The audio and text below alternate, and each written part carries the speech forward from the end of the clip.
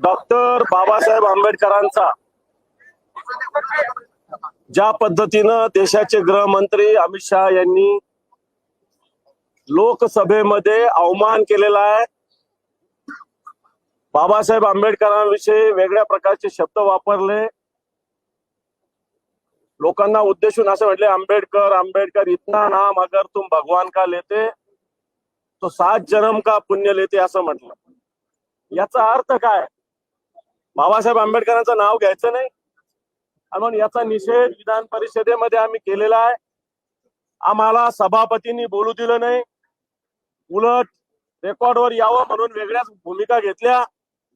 खऱ्या अर्थानं ज्या डॉक्टर बाबासाहेब आंबेडकरांनी संविधान बनवलं त्यांचा जर देशाचे गृहमंत्री अशा पद्धतीने अवमान करणार असेल आणि त्याच्यावर जर सभागृहात बोलणं होऊ देत नसेल तर मला वाटतं हा संविधानाचा अपमान आहे, बाबासाहेब आंबेडकरांच्या विचाराचा अपमान आहे।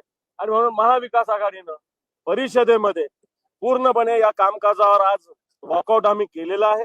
आम्हाला बोलू दिलं नाही सभापतीनं, अनेक मंत्र्यांनी याचा अर्थ जी महायुती किंवा भारतीय जनता पार्टी बाबासाहेब आंबेडकरांचा आदर करत नाही का? आमची काही मागणी नव्हती, आमची मागणी होती बाबासाहेब आंबेडकरांच्या विषयी ज्या पद्धतीनं उद्गार काढले त्याचा निषेध करायचा होता ते किंवा त्याची माहिती मागवायची होती, परंतु पार्लमेंट मधलं इथं घेता येत नाही। राहुल गांधींचं घेता येतं परंतु अमित शहाचं घेता येत नाही, अशा प्रकारचा नियम आम्हाला सभापती शिकवत होते आणि म्हणून आम्ही आज वॉकआउट केलेला। आज देशाचं संविधान आणि ज्यांनी लोकशाही जिवंत ठेवली त्या डॉक्टर बाबासाहेब आंबेडकरांच्या बाबतीमध्ये हे भाजपचं सरकार आल्यापासून ज्या प्रकारे या देशात अस्थिरताने ते विषय आणि तो विचार मिटवण्याचा प्रयत्न होतो, संविधानावरून महाराष्ट्र पेटला।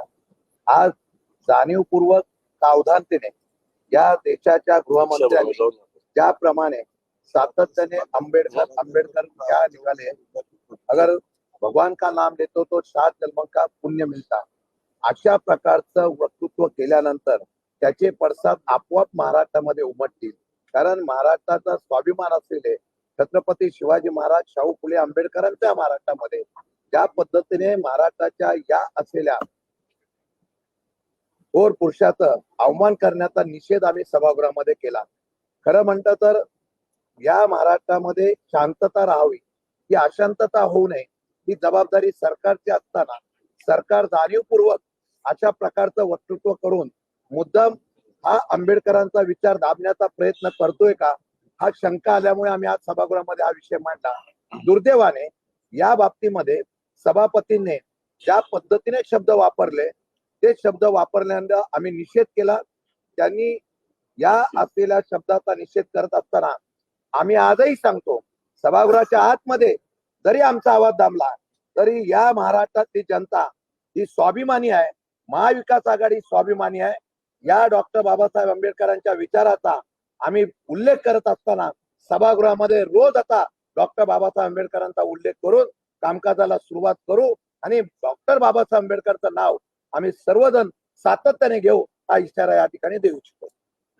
आज महाविकास आघाडी म्हणून सन्माननीय विरोधी पक्ष नेते अंबादास दानवे साहेबांनी लोकसभेतला मुद्दा या ठिकाणी मांडला होता।